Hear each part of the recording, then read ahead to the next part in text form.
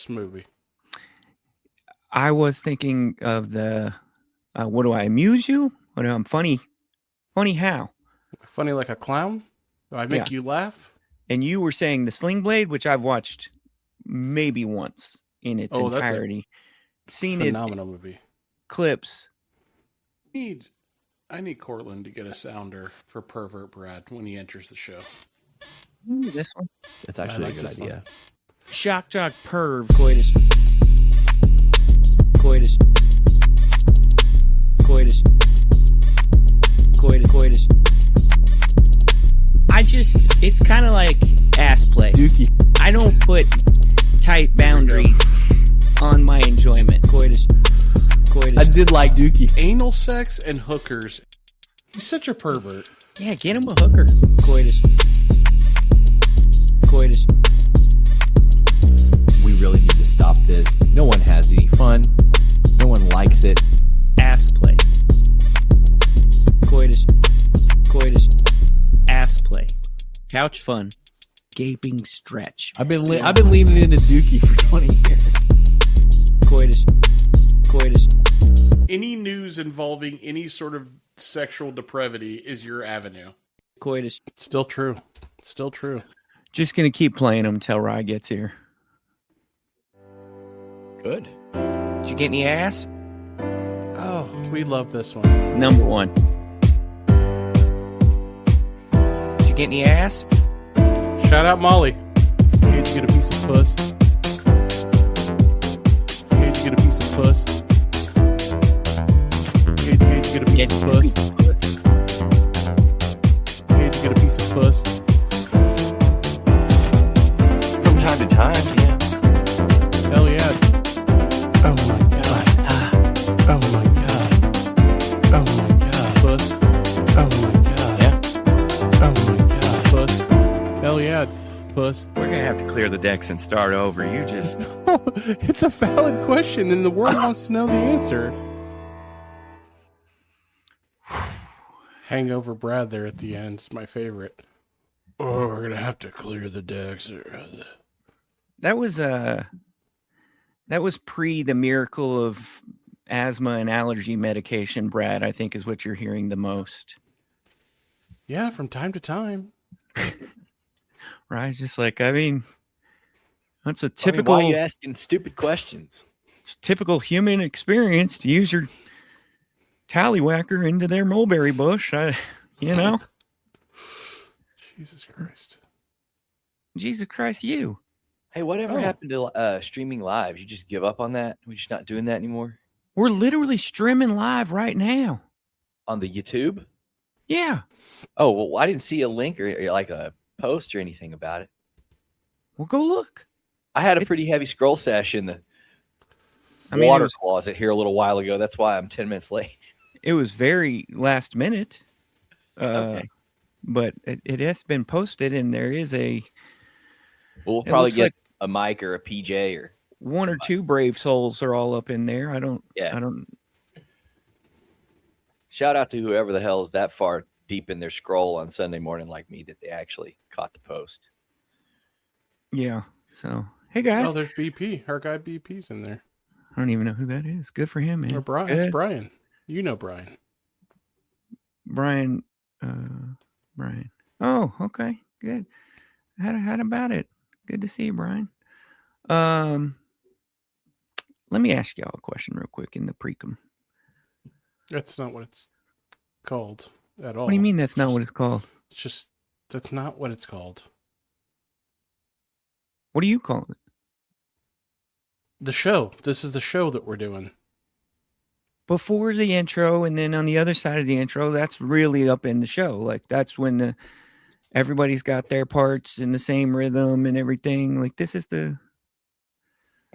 Okay, the preamble. Can I call it? Right. What is up with this guy? When did he start policing? Don't lean to... Do not go to Ryland for this. No. He needs to go to me for this. What are we on now? 258? Yeah. How many of the 258, when someone tries to bog, what do? I power through. Exactly. Why are you hosting the show like an elephant on a unicycle and Jace throws the tiniest little pebble on the road and you just fall The over? tiniest pebble. The tiniest. I'm He just just asking can't do questions, it. guys. No, see what happens is Oh, hold on. what happens He's is just Brad asking wants- questions, Rylan. no, what happens is Brad wants to make sure everybody knows he's funnier than you. And so when you see something that's like it's it's good for a little chuckle, but it's not really up to his standard. He's got to stop everybody down and go, listen, the bar for humor on this show is much higher than that. I just want everybody to know. I'm going to be honest. I'm taking this as a shot. For those true OGs, you remember when Brad told us he was in comedy. A shot? Yeah. I'm walking out.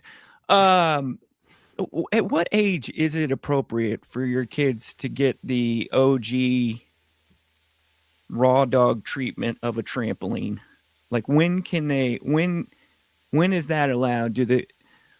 Have you guys had an experience where like you took the condom off the trampoline and the cops came over or like We never How's that had work? one when the kids were little. We never had one, but I think I probably would have said somewhere in the 5 to 7 year old range if they were asking to get rid of it. I also think they might have wanted it there because it would have, in their mind, enabled them to be crazier. But if they asked, I think probably. Are 5, you 6 talking years about? old. Are you talking about the thing that keeps goes around? Yeah, are you so the octagon? net, not the one that keeps the springs from getting stepped in. No, Right. I mean that's just basic decency putting the spring cover on there. Like Except that it didn't exist in 1987. I'm gonna tell I you didn't that have one right of those bad boys. My leg went through that thing about 150 times. However, I agree. I don't think why would you ever take that off? I'm talking about the octagon. yeah, I'm talking about the octagon too that makes it like the UFC cage. Octagon? There should be no octagon. Okay, so we've had that because when they started on the trampoline, they were like 2 and 5 or 3 and 6 somewhere in there. So we had that on there. They got a basic 12-foot trampoline, and we've had that on there. The reason why I ask has nothing to do with them. They treat it like Rylan said.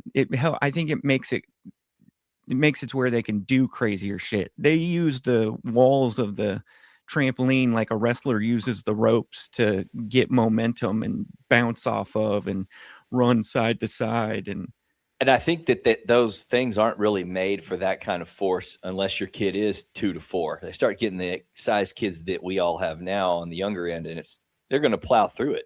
so, again, Rylan, just taking that hammer and just right on the head of the nail. Just right on the head of the nail there. And the reason I ask is because we did have a situation where somebody fell out with the net on because they are always fucking stress testing the net around the edge of it. And she fell out. She's 12 now. They're both strong and big enough to break the damn thing if they really wanted to. But she fell out into the flower beds that are on the side of it, like the raised bed tank. What kind of things. injury? What kind of injury situation? I was not here to witness it. I was not at home when it happened at all, so I only heard the second telling of it. I don't understand how we don't have a significant injury on our hands. What about the panic did she like have a freak out moment though? Because I could imagine that. I think that was experienced. Yeah. The reason why I bring that up though is because that happened. So I'm like, what's the point? We've already got somebody falling off with the net on there to the point to where they've completely compromised the integrity of the net. Now the net does not have a bottom part where it's latched into the trampoline. Yeah, like it's just like a floating net now. If you want, you could crawl in and out around the whole thing under the net. And yesterday, I am tired of seeing the spring cover come apart piece by piece by piece. So I just took it off, folded it up in the trash. And the only reason I didn't do the net is because you actually have to get on a ladder to unhinge the ring from the top. And I just didn't feel like messing with it. So I think it's time to move on, being that the net was there and we still fell out. Definitely. I never had one, but a lot of my friends that were close in the neighborhood, walking distance, did. And probably around 3rd grade, we invented a game where 2 guys would stand on either side of the trampoline, and the one guy would be in the middle jumping. and the two guys would be throwing a Nerf football back and forth, and you're trying to peg the guy on the trampoline. And I mean, that was hours, hundreds of hours. I'm almost at my 10,000 hour expert limit on that. You couldn't have done that with the octagon thing. So I think generally I'm not for them overall. I don't want to sound like wussification of America guy, but I think once you're out of that like toddler pre-K, no idea where your body is, then you can start to consider pulling it.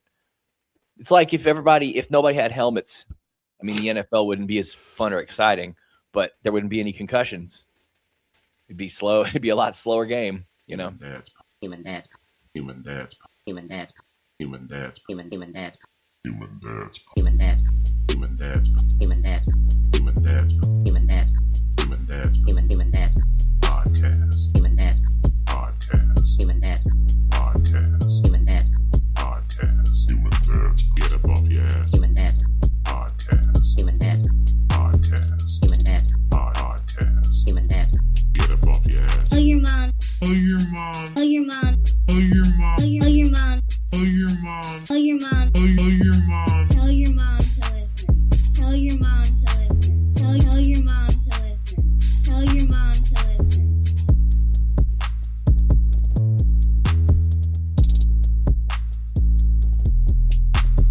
Get up off your ass for the Human Dads Podcast. Speaking of the wussification of the America, I'm completely out on trampoline parks. Completely out. I'm so glad my kids aren't. Occasionally you'll hear someone say, hey, I haven't been to Urban Air in a long time, and I just kind of move on and change the subject. We haven't had to go in quite a while. What an absolute. What was the famous Jerry Fraley tweet that was right before he passed away? He left the Rangers game and he just said, what a beating. I think about that every time I drive by that place. Yeah, but it's not for you. And man, kids Great. love So I'm not going. Kids love the trampoline park. So It's just so wheels off, though. We hadn't been in maybe call it 6 months, long stretch, because somebody's got a stupid birthday or something. Got invited to a birthday, like the kid, like the family wanted to go support. Shep goes. There's a kid in there just trying to just blow everybody's spot up. He's using the walls as like a launch point with the people's elbow. I love that. I love that, man. Good for that kid. And he's not a part of the party, so then it turns into an us versus them kind of thing. And you got kids jumping off the trampoline. There's no way it's a net positive. We talk about the ER all the time with Jace. How many ER visits are connected to the goddamn trampoline park? I told Molly, I was like, we're just gonna have to be like, we're not a trampoline park family next time we get invited. It's insane. It's just insane. Don't do that. Don't do that to your kids. Then their friends are gonna be like, oh, I'm just going to be Mom like, and Dad well, won't let you go to trampoline parks. They're scared of trampoline parks. You'll ruin them for life, dude. Let them go and hope they don't break their leg. I'm trying to teach them to be cool like me. So next time I'm going to say, well, do we want to go spend $100 and whatever on all this? Or do you want to go get some Tex-Mex on a patio? Yeah, there you go. Jace, you know me. I love my kids. I love protecting my kids. One of the trampolines hurt my kids. I went in there and shot it. They asked me not to come back. So he has a shoot your local Yeah. trampoline. If we're all about protecting the kids, if anything is going to hurt the kids, shoot it. I shot the trampoline. Turns out that's frowned upon. So let me ask you a question on the podcast, Jace. Yeah, go ahead, Brad. How are you? Terrible. Good. Rye. No, You're up I'm not next. done. I'm Okay. not done. I'll And let you're him gonna sit breathe a here little and- bit. I'm ready. I'm on deck. I'm moving the on deck circle as close to Joe West as he'll possibly let me. And I'm just, when Jace is ready, I'll be ready. That's an Adrian Beltre, Texas Rangers pissy umpire joke That for was good. those following along at home. In the milieu of no sports joy, I'm going for the deep cuts. I made the most tragic mistake yesterday. The most tragic rookie mistake that anybody could ever make. And when I tell you this story, you're all going to sigh and roll your eyes and you're gonna assume that you would never make the same mistake. Can I But- ask you a question? Are you about to blow your story load into how you doing? Yeah, this is not a long story. Okay. I should know better. I've been doing this for a long time. I've been in this game for a long time, and one thing that you learn very early on Faucet is on your water did the water handle on your faucet break and you didn't just turn it off from the bottom? that would be more understandable. I've been in this game for a long time, and you know, when the Hot Pocket comes out, you cut it in half so that the steam can escape. You know that. You do this. You've been doing this since 1995. You know what you're doing. And the protein Hot Pocket was calling my name. I was hungry. I don't know. I even let it sit uncut on the counter for a good 4 minutes because I'm like, I got to go do something real quick. I'll come back 4 minutes later. So I thought I'll be fine. It's 4 minutes. What you have to remember is during those 4 minutes, somehow the molten lava inside increases exponentially. Somehow. It's like a radiant barrier of crust around the molten lava, and all that's happening is a boiling. It's boiling. That's all that's happening. I made the mistake, and I'll tell you what, guys. The pain that I felt at the bottom of my lip, I don't know if you can see that right there. That's the aftermath there of the burn. I had that moment where the lava comes out and it's just sitting there and you can't get it off because it's cheese lava, and I actually screamed a little bit because it got caught in the chin hair. And was sitting right there in the chin hair, and I'm trying to scrape, and it just feels like nothing. It's not coming off, and my hand's burning now because I'm scraping, and so I have to have like a 5th degree burn on my lip from the Hot Pocket, and I'm not feeling good about it. So, R.I.P. my lip. You know how when you get older, something so bad happens that you're like, learn my lesson. Never going to do that again. Mm-hmm. As a child, it might be referred to as like, if it happens to you as a child, it might be referred to you as like trauma, right? But as an adult, you're just like, I made that decision, did it to myself. I'll never do it again. And I think I've shared this on the pod before, but I once bought a twice baked potato from Central Market and made the mistake of like, hey, I don't want to sit here and fuss with this, so I'm just going to warm it up for like 6 minutes instead of doing the 2 minutes like the package says, then turning it or whatever, and then I just heated it up for 6 minutes straight. Okay.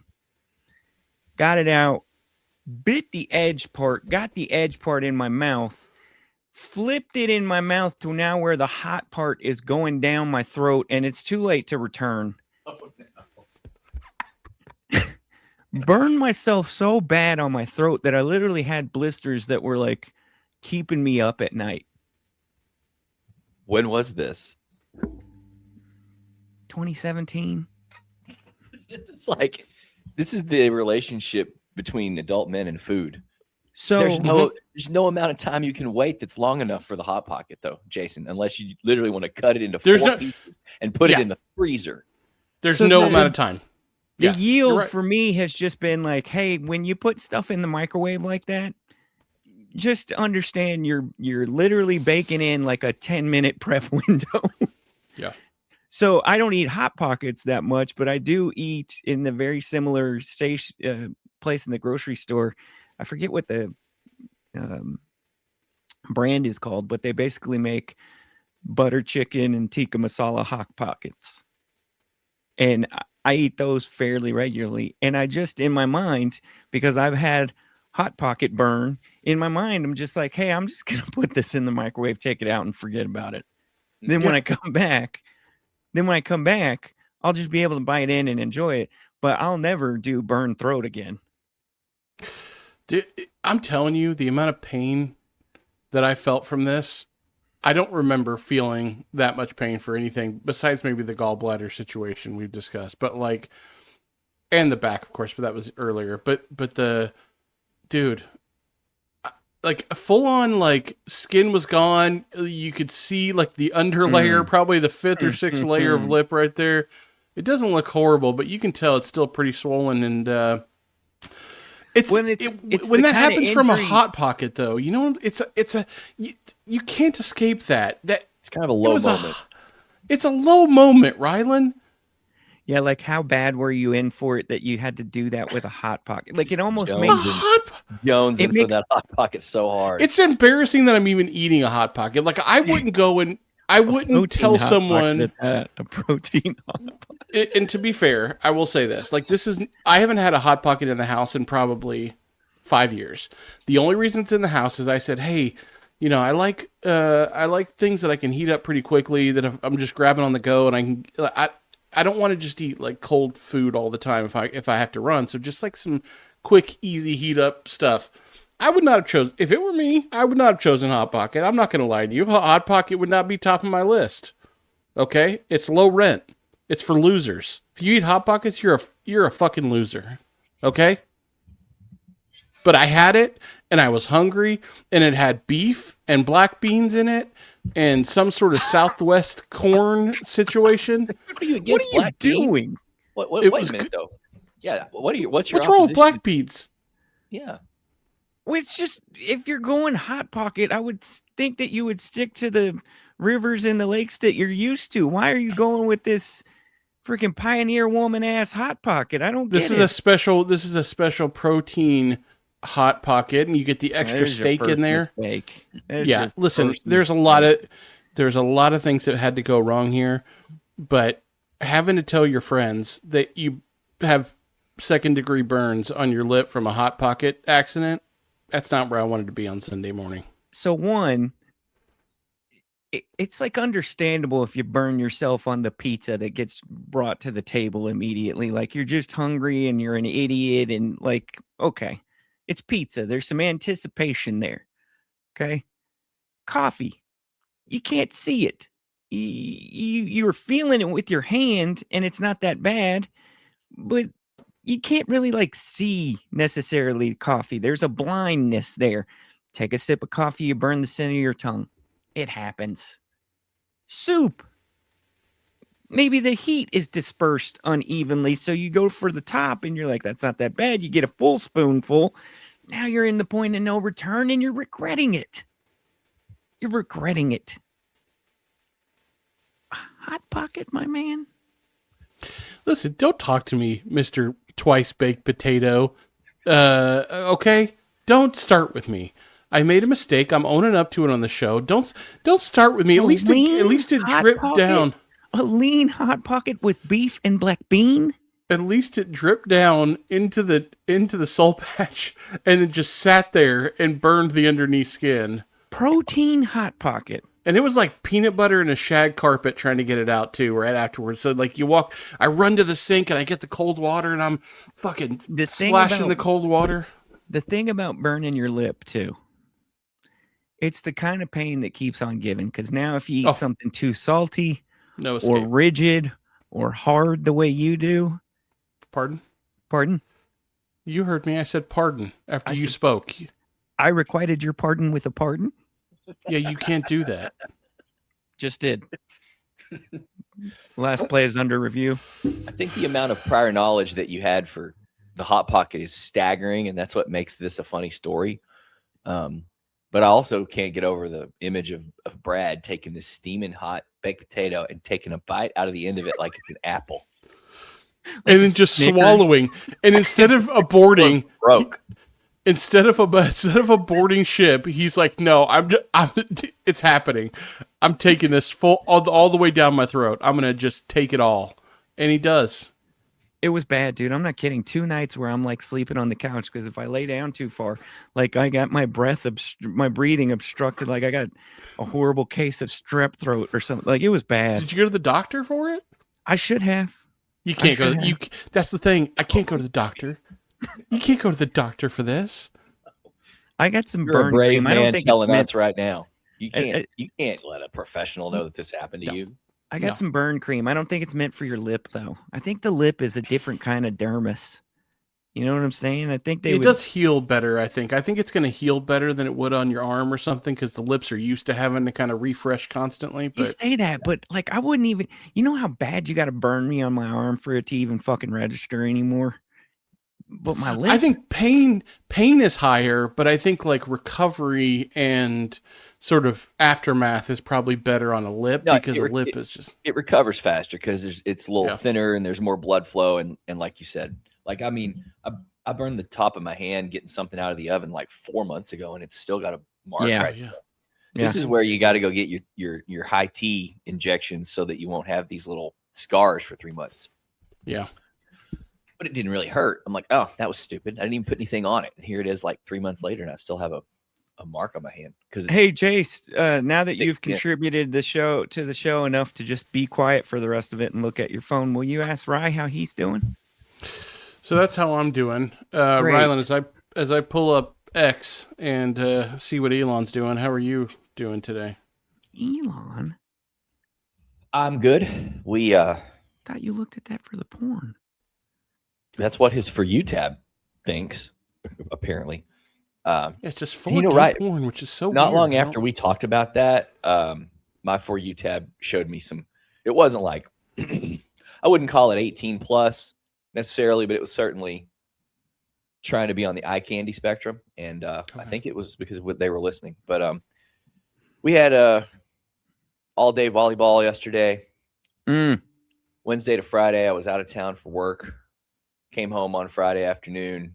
Parents got here shortly after. So not only did I have all day volleyball yesterday, but I had all day volleyball with my mom and dad. And somehow my dad, miraculously, was at the volleyball tournament from, I don't know, 10 o'clock to about 5:30 with minimal complaint. And almost, I would say, zero complaint, in fact. So he gets a gold star on his sticker chart. Let me ask you this. Does Grandpa, I'm just building a profile of him in my mind. I've never seen him with my eyes. I've never heard his voice, right? Obviously, he raised a wonderful son, so he's got that on his resume. But in my mind, he is a old school Wrangler wearing with the Nike Monarch shirt tucked into the Wranglers. Could be anything from a 1997 Walmart Eagles shirt to like a plain button-up short sleeve work white shirt tucked in that, like, if he had to, he could also take care of some plumbing and maybe some light scale demo today. What is he dressed like? You're not far. He's probably more Levi's than Wranglers, I would say. But definitely the traditional darker blue jean, the thicker blue jean. There's no fade, there's no distress. Very straightforward blue jean. Shirt's not always tucked in, but certainly if the shirt has a collar, it would be tucked in. T-shirts, maybe not always. Nike Monarchs is spot on, although he started wearing some different brands lately that I think are kind of the, hey, you're 70 and these are better for your feet when you're walking around type brand. But still tennis shoes. Yeah, just dad tennis shoes, you know. But his brand, for not only as at the age he is now, but in his whole life, is he doesn't spend a whole lot of time being where he doesn't want to be or doing what he doesn't want to do. To that end, in a volleyball type setting, we got loud situations.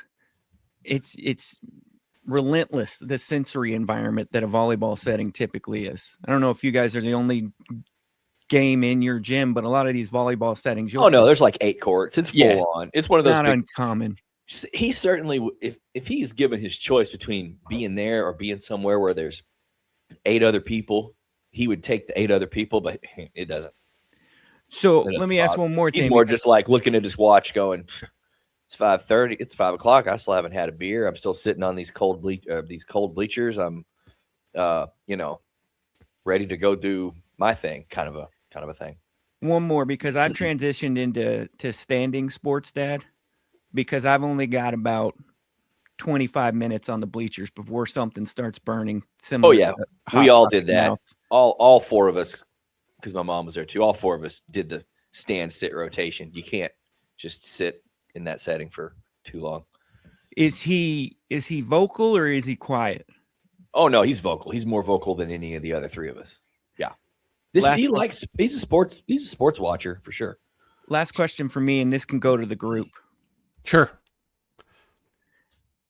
When I go to a sports setting for my children, I'm not saying this is good about me. This is just me being aware of the situation, okay? Understand me? Yes. This isn't like me saying this is the way it should be. I'm saying this is how I am and I realize it.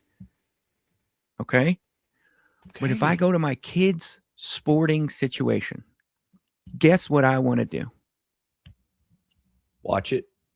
Watch the fucking kid competition, be involved, cheer, pay attention, listen to. I'm in it. Guess what I don't want to be doing? Chatting it up with the other parents. Talking about your fucking Facebook feed. Oh, Did you see? Did you hear? So let's talk about the weather. No. And I love my goddamn family, Rylan. He loves him, Rylan. We know. But what does it seem, from my perspective, what does it seem like they want to be doing? What do you think? So this is coming from the rest of the family? This isn't coming from like the other parents and people you're sitting by? Yeah, because essentially I'm not necessarily, I would say they're the main culprit in this regard, and I love them. And in their defense, it's not like we're seeing each other all the goddamn time. We live over here a little separated from the core of where they all live together. They all live like a quarter of a mile away from each other at most. Then they come over here for sporting events. Our weekends are typically populated with fucking kid birthdays and sporting events or performances, right? So they'll come over for that. So it is kind of a twofer where like, hey, we do see you, but we do see you at these sporting events. I understand the inclination. I'm not saying it's that I'm in the right. Yeah. You know what I mean? But at the same goddamn time, I just want to watch the fucking volleyball game or the soccer game. Yeah, there are certain people that part of this experience is to add to their social circle or create a social dynamic amongst the other families. But we've never been that way as a result of the type of sports our kids played or have played generally. Now Maya does play a rec volleyball team where they put the team together themselves. So we know all of them. And those are some of the people that we do hang out with from time to time. But that actually means is because we see these people fairly regularly. When we go to the game, we're not playing catch up. We're watching volleyball. And then we're talking about it, something like yesterday where it's the club team or whatever. If we're talking to anybody, it's about the team or this game, or did you see that team over there? They played them last time. Do you remember that? It's pretty, I'm not there to chat anybody up. I'm friendly and whatever. And there's some nice folk there and it's all fantastic, but it's not a social outing for me at all. In fact, one of the reasons I enjoy it, even though you're sitting around all day, it's kind of like a track meet, right? You're sitting, you play a game, you got an hour or two, then there's another game, I don't have to think about anything else. There's no pressure to multitask. There's no things sitting around the house getting undone because I'm not there. Like for me, it's a captive environment. Like you. Exactly. I was with my mom and dad yesterday, so I'm talking to them. I'm just I hadn't seen them since Christmas, but like if it's just me and Courtney, we got AirPods in. We're listening to podcasts. We're doom scrolling. I'm going to run get a coffee. Do you want anything? It's just like it's like a vacation day where there's no comfortable place to sit. That's a goddamn truth. And I think that's like not bad. There's better ways to spend your Saturday, but I'm not gonna bitch Jace, about it. Clear your mind. You strike me as a mid-match chatter. You strike absolutely me not. I'm not a chatter with anybody, dude. Like, listen to me. I know that on the show I'm talented and funny and charming and all that stuff, and people tell me that all the time. But if I'm at a bar, for example, on a business trip, or I'm at a game, or I'm anywhere where I am not hosting said event, I don't want to talk to anybody. I'm not going to strike up a conversation. I'm not going to keep a struck up conversation going past its, usefulness. It's just not. It is not my thing. I don't enjoy it whatsoever. My other favorite part, and bless this type of person, but the type of person who will show up and then, because youth games, as you get older, this gets figured out, but youth sports, typically there's like rule amendments and rules that make it look different from maybe the older versions of the game, So then you have the grandparent or the cousin or the whoever shows up and they need a rules explainer the whole time, which we have that. get, Yeah. and they want to. It makes them make the game make sense to them. I get. I'm not against them, but when you butt up against that, I don't know. I'm unreasonably frustrated. I don't mind those. I don't mind the, hey, shouldn't that be our point, or why isn't the game over questions in volleyball. To your point, like it's a grandparent or so. I don't mind answering those. But if you want to sit down and talk about what happened at PTA last week, or you want to talk about what your kid's doing in the off season, I ain't having it. Molly will come home after these games and I will hear the conversations that she's part of. And I'm just like, what the are you seriously? Yeah. Y'all got into that when it was a fucking 2-point game with 30 seconds left on the volleyball clock? Yeah, because they don't, it doesn't register as a high pressure situation to them. It's just like, whatever. It doesn't I can't imagine watching sports not being tense in those moments, but that's how most of those parents are. They're like, are we going for ice cream after this or what? Like, some of them don't even register loss or win. Like it doesn't make any difference. It's just sort of like the game's over. Okay, well, are we ready to go? Well, I'll tell you this. I am not at all intense about it. I mean, I wanted to play hard, and I'm happy when they win. They're happy when they win. But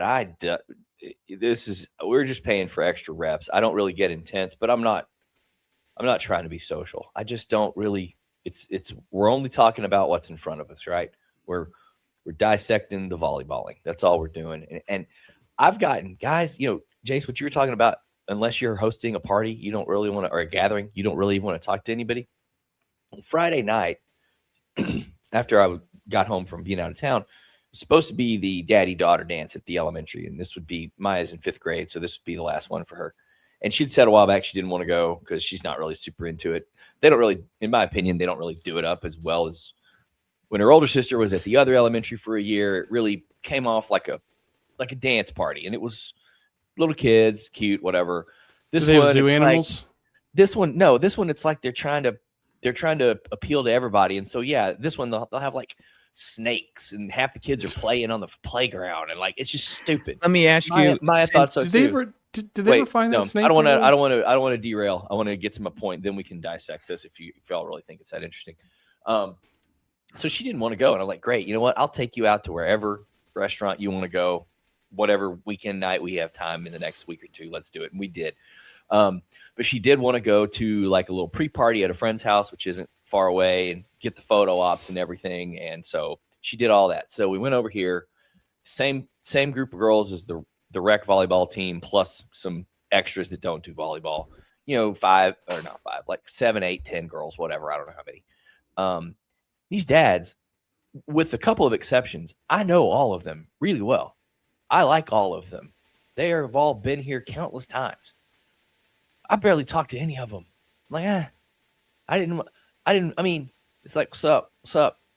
Where even is, what part of Italy is that in? Oh, okay. Next topic. Like one of the guys is in our band, literally texts daily. We barely talked. He says, You don't even own a suit, do you? I said, no. He says, that's fantastic. I knew it. That's about the extent of our conversation. None of y'all want to. Nobody wants to. If I'm not like, I don't know. I mean, I'm not antisocial. I still rank myself on the extroverted side of the scale, but it's just kind of like, you can come up to me and start a conversation, but I'm kind of over with trying to shake hands and kiss babies to everybody I know every time I walk in the room and get to a place, So I can relate to that deeply. very deeply and strongly. It's because you There's- know people well enough. You're like, yeah, hey man, good to see you. Well, I think Let's get this also pizza, take this photo, and move on. You know, just being aware of your own internal struggle, because it feels like I want to start the conversation with what just like, and that's not a good way to start the conversation. Hey, how are you? But I saw you 36 hours ago for 3 hours in a gym, so dap up, give you a hug, we got something to talk about, great. If not, I don't want to start the conversation with what. Yeah. We're like 97 minutes into the show. I'm doing good. Just wanted to let everybody know Fire Bears got into the warm grasp of victory again yesterday. It was good to be home. As I mentioned last weekend, we lost our first game in like 30 something attempts at basketball there. So we got in kind of an ugly game. You ever line up from a coach who you're like, dude, that dude is so nice and supportive and like he's real cool and everything. I hate what he's doing with this team. Like, he's so cool and cordial. He'll, our kids will make a good play, he'll applaud them. He, as a what are we, like a third or fourth notion of the show is being fans of basketball, right? Like, it's on the tier. Right. It ranks as one of our, what do they talk about? Sometimes they talk about youth sports. Seems like they all like basketball. My guy had his boys out there yesterday in a defensive setup. We put one on this block. We put one on this block. We put one on this elbow. We put one on this elbow. And then we kind of got a guy who's got like a 6-foot assignment laterally. 8-foot assignment laterally. like out front, Kind of ish. Kind of more roaming the paint, and then maybe the ball handler. So this is like a not box and one, box and point 0.25. It's not a real box and one because it was only dictated by the space. Well, that's what I'm saying. Yeah, they're not roaming enough, and also kids that age, when you try to teach them to play zone. For the first couple years, they tend to just kind of stand in the spot you told them to start in. Exactly. But what it makes for is really freaking ugly basketball. Because any of my kids who can do anything are going to be met by 4 defenders. Just a cluster. It's not even like the approach of like a 2-3 zone where there is like, in theory, a gap. This is just no. Once you get to the paint, there's 4 people on you, no matter what. There's 4 people in your face. If you don't shoot an 18-foot shot, there's 4 people right there. So it just makes for an ugly, mucked up, frustrating. Kind of sounds like he's daring you to shoot, and if you don't have the shooters, just a little. Jace, do you smell these sour grapes here? Sounds like someone's upset they don't have the personnel to handle a defensive matchup. We won You thought about getting Klay Thompson? You thought about that? We won the game with half of our points from 9-year-olds coming from, like I said, 18-foot shots. It was a rousing, one of the lower scoring affairs we've been a part of. It's not uncommon for us to hold a team to 10. Right? That's not uncommon. We play an aggressive, tough-nosed, man-to-man defense. They scored 9. It is a little uncommon for us to only score 13 points. But that's what it was. A rousing, defensive, 2 yards in a cloud of dust, 13-9 victory yesterday. He kept it close. What I see, Brad, is I see a coach on the other sideline over there that knows what he has. Yeah. And maybe he's seen a little tape, and he's going to throw a wrinkle. Have I ever told y'all about how Hamilton in the early 50s won a state? No, the town I grew up in won a girls basketball state title. I want to say in like 1953-ish. Okay. And the coach they had. I knew him as a super old man at our 9-hole golf course, but he was like our men's and women's basketball coach for like the 50s and the 60s and the 70s. Like he was there forever. He was known. This was a million years ago when women played 3-on-3 on one half of the court and 3-on-3 in the other. You had forwards and guards. Your guards played defense on one half of the floor. Your forwards played offense on the other half of the floor. And they would just basically, when they got the ball, when there was a change of possession, they would pass to one another across the half court line because women can't run full court in 19 whatever. And now my mom even played this in middle school, I think, which would put it in like early 70s. So anyway, Like as a rule, they can't. yeah, look it up. I don't Look it remember up. this. It's 6 on a side. Quit 3 on 3 on contributing each. to the show. Yeah, crazy. So anyway, the coach Ted Jones was known for for his strategy of they just played a stall offense the Oh, whole game. Jesus Christ! They were known for it. If you go back and look, there's a Hamilton girls state championship from 52, 54, somewhere in there. And I think the final score in the championship game was something like 12-10. And they did that. But that was their brand. They did it every game. They were defensive animals, and they literally just kind of played whatever the equivalent of 4 corners would be if you have only 3 people on offense. Like I don't know, they spread the floor out. Think about it. If there's only 6 people on one side of the court, you can spread out, and you can just, if you're efficient with your timing, you need a defensive back to get the ball. You see these clips on social from time to time where they're like, what would you do in this scenario? And it is a team who knows they're going to lose, and they're just grinding out the clock, but like from minute 1 of the game. And so you're left with what do I do? Just foul the shit out of people to get some momentum going here? Or what's the approach? And they'll have these games where people, are in the stands just watching somebody stand and then move a little bit to avoid the delay call or pass the ball. I'm not one for violence in youth sports. I don't like the way this is started. Although you are the only one that's had multiple You're on mute, run-ins with different people and coaches in youth sports coaching, so I feel like never once violent. 1952 girls basketball champ in that classification, which there were only 2 classifications in this thing I'm looking at right now. The score was 27-19. Hamilton won. For context, all of the others on this page that are within the same years, it's like 50-49, 58-44, 66-60, 46-45, 62-52. So just goes to show you they were scoring half or less compared to everybody else. I think they should get an asterisk. I think they should have to have like a context explainer there on theirs. I think it's just my least favorite hack of the game where it still happens too. That's what's crazy. You're talking about 1954, 52, whatever. Yeah. I'm surprised.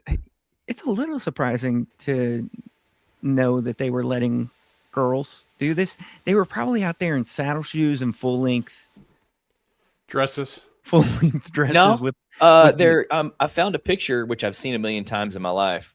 Hula skirts. Their uniforms are pretty. I would say for 1952, pretty cool. Are they modern looking? They look like 1952, but they got them out there. They were in short shorts. They were in short shorts and kind of a button-up thing with a little bit of a sleeve. No shoulder. Oh hell no! There's no shoulder out. Because I was no shoulder, but lots of leg. I was thinking you were going to tell me they were like in the O2 Marbury situation with like the shorts down to the top of the shoes. I'd like to. Can we really quick before you continue shout out Brian's son who returned a kickoff in a JV B team football game. I just wanted to make sure we mentioned that because I know you guys don't care about our listeners, but that is a shout out real quick to Brian's son. So. You gotta love any kind of kick return for a score. They don't happen often enough. Yeah. Oh, and if it's your kid, that's a big deal. Well, watch the Human Dads podcast live where if, your kid does something in a JV game, Jace will stop down the show. That should be something we talk about at the end to say, hey, You know what, Brad? Are you suggesting we have an after action review? this is going to be good. It's not that I don't mind the sharing. It's that Jace is just like Tourette's sharing youth football experiences. Ryland's over here talking about uniforms from 1952, whenever his aunt was on in the first desegregated Hamilton basketball. My grandma would have only been 21 when that game was played, so my aunt was nowhere near it. Actually, my aunt would have been 1. You know what I do? I follow the comments on our show. So Yeah, that's fine. Just a little format when you go to just start spouting out. I've been fun trying, facts. but I couldn't get in because you were too busy breaking down the defense of a 10-year-old basketball game. So I couldn't put in there the comments, Brad. Let me. I'm trying to find the 6-on-6. Texas high school girls basketball featured a 6-on-6 half-court format from the inception of the UIL tournament in 1950 until switching to the 5-player full-court game in, would anyone like to guess? Later than you expect. 1982. This is going to blow your mind. 1979. Oh, I was close. My mom had been out of school for 3 years. That's what the She's year my only parents 67. graduated, I think. Yeah, she's not even old. How come Ryland just sent us a picture of the team. How come every guy from the 1950s, their tie's messed up in every picture? Every guy can't fix their tie. Do you think they didn't have that little thing on the back of the Clip. tie where you stick the back part and if little- they don't have a clip? Yeah. Little sewn thing Little in tag. Yeah, a little tag thing. there. Oh, Probably- yeah. I Tie don't know clip if feels you- like an 80s innovation. It could be wrong. I did know one person on that team. She was I always knew her as an elderly lady, but she worked at the city for most of my childhood. So Can I yeah, how bring about us- that? Can I bring These us girls home? look tall too. Okay. They look really tall, don't they, Ryland? Don't you think? They They're got playing tall basketball, face. bud. They're Couldn't playing tell you because basketball. I don't know how tall Ted Jones was. They got tall face. All of them have tall face. What does that mean? Mary You Jo, know- the one I knew, she was tall. Yeah, tall face. Like a horse? Look it up. No, just like you could tell that the face kind of matches the rest of the elongation of the body. Kind of an elongated face. Ryland knows exactly what I'm talking about. I've never known. Yeah, I get this. it. I've I always get it. thought tall women have regular faces. They don't. No. You two are Stupid. weird, if you ask me. Can I spin another yarn, or do y'all want to keep talking about long faces on 1952 I would be teenagers? more than happy for you to spin a yarn. You have 8 By all minutes, means. just for the record. Yeah, this is an 8-minute banger, if you will. Do y'all have anything in your daily life? I texted you on this on one of the outlines here recently, and we never covered it because it's not robust. But do y'all have anything in your lives that's just like a daily? Oh, fuck! I gotta do like for no reason. I'm not saying it rates as the inconvenience that you actually treat it like. You know what I'm saying? But it's like a pain point or like a frustration. And it's dumb because you know it's sitting there waiting for you to do every day. You know it's there, but you still, every time it hits you in the face, you're like, oh, shit. Because every day, I don't know. I'm more trying to capture the reason or understand the feeling that hits me the same way every single day. Okay? I have coffee in the morning. It's a treasured part of my day. Typically, I have that coffee with an unbothered, I'm the only one up in the house for, call it 15 to 45 minutes in this coffee window, okay? Mm-hmm. I wake up first thing in the morning. I come out into the living room. This time of year, I'll put on my either house shirt or house hoodie. I leave it either on the couch or a side chair or whatever, the way you would a throw blanket, because I know I'm going to be a little chilly in the morning when I wake up. A little chilly. You know what I mean? Yeah. Chilly. A So little I put on chilly. the house hoodie. I Yeah. go over to the coffee pot. I get a coffee mug out of the cabinet. I pour just a splash of milk in the bottom. Then I pour the coffee on top. Give it the appropriate minute or two. Okay, because I don't want to burn my tongue, although I leave the setting of the the resting temperature of the coffee pot on the lowest one. So that's typically not a problem. Then you throw the milk in there and you've got a pretty ready to drink coffee. It's still hot, but not Hot Pocket lip Jace experience, Okay. right? Don't. Yeah. So I'll have my coffee, give you the whole morning, have my coffee, do my block blast playing, maybe do my Wordle, maybe check the socials real quick. Then I start turning on all the lights. Typically Sage comes out and has made herself known that she's ready to go and everybody's already behind. And then I'll go wake Shep up, turn the shower on for him, get to the kids' breakfast, lunches, and everything.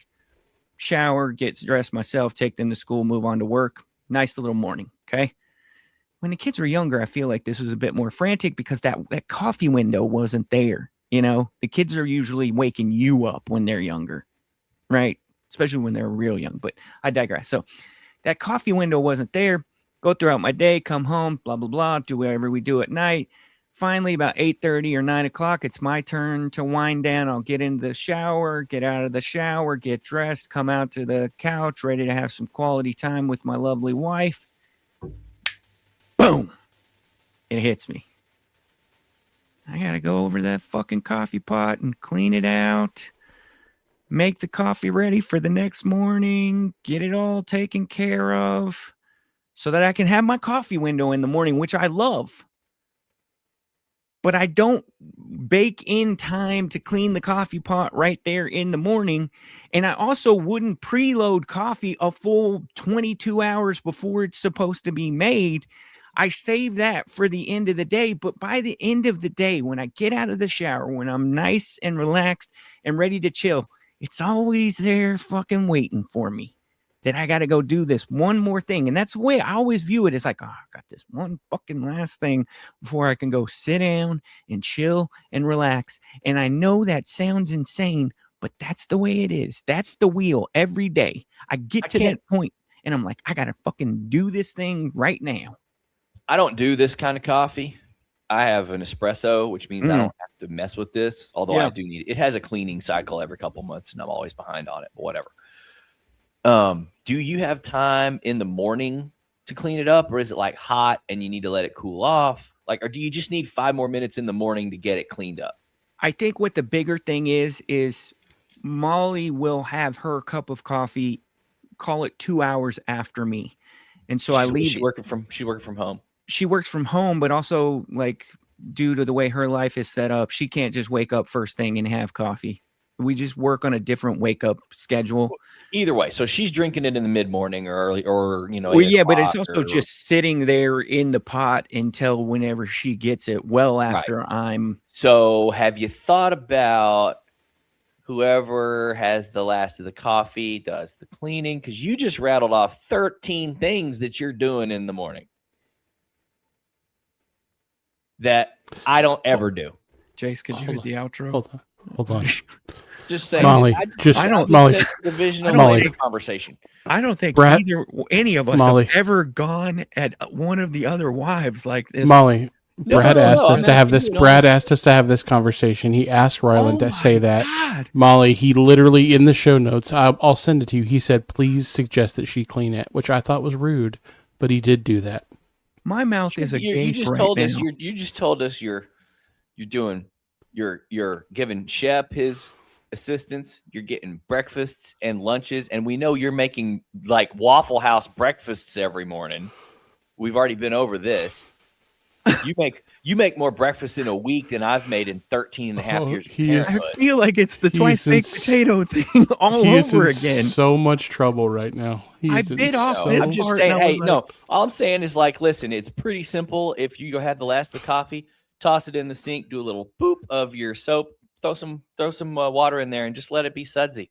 Then all you got to do is walk in when you come in, dump it out, wipe it clean, maybe scrub a little bit. I don't know. I just think it's hard to do anything before bed. It's hard. It's hard to start a task before bed. The only thing I'll do before bed is put the rest of the dishes in the dishwasher because my kids use 8,000 forks, spoons, and knives every day. And no matter how many times I try to get the kitchen clean, they come back through and do more. Other than that, it's hard to do stuff at night. I think, Molly, he said if we don't talk about this, he's going to cancel the show for the rest of the year. That's what he told us. We had to do this. I was just looking for a little bit of relation from my guys where they were like, you know what? I have this Problem same solver. thing. I have this same problem with blah, blah, blah. And instead, what I get is something that's going to turn into a freaking Molotov. You guys are the worst. Brad, Jace. Rylan.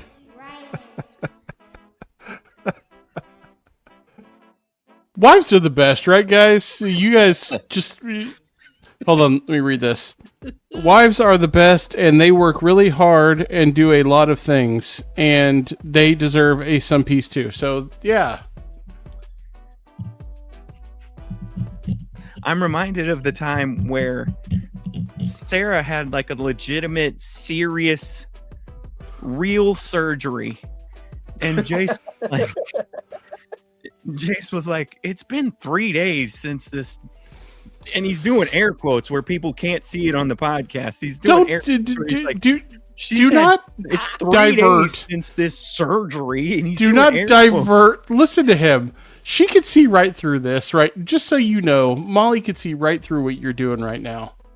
And he's complaining that there's like a pile of mail and like the dishes are piling up and he's just having to do it all. Meanwhile, she's recovering from surgery. She's unplugging the bed power cord and making me disassemble the entire bed to figure out what's wrong. Brian had a comment in chat, which I think maybe rightfully puts this 100% on His Brad. other kid have a tackle in a JV game? No, which is what's to clean. Take out the old coffee, put in the new coffee. He's not wrong. Bro. Yeah, why are you deep cleaning your coffee pot after every batch, you weirdo? Oh, I would clean it, but it's a quick rinse. I mean, like I said, I do That's what I'm dishes saying. at the end of the night almost every night because of the usage pattern. Like, I don't like to go to bed with the kitchen dirty. So, Yeah. Just rinse it out. maybe you I'm do? not saying I do drop a a full little drop of dish scrub, soap. No, just a little drop of dish soap, a light scrub. I would use a paper towel instead of a dish towel so that you don't get streaks. Clean paper Yeah, towel. I mean, And honestly, done. Molly could probably do it in like 10 seconds after her last Also cut. that. Honestly, like, You guys are the worst. I'm never sharing with you guys again. I'm going to edit this part out. You don't have time It's at live. 10:30 to clean out the coffee pot because you're oiling your griddle for your short order breakfast that you're going to be making the next morning. You got to wipe Hey, down guys. the menus.